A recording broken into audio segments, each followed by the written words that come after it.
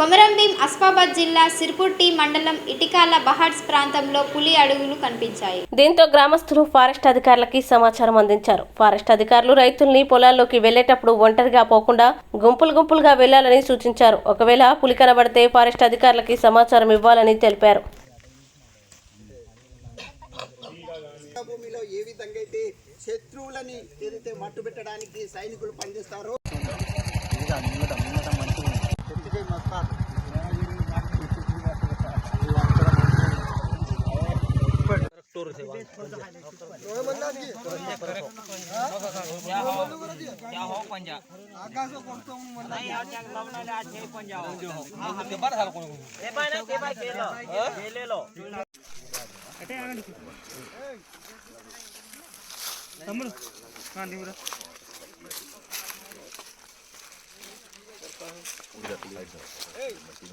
ఇంతమంది విలేజర్స్ అవసరం లేదు, మాకు అడుగులు కనిపించవు.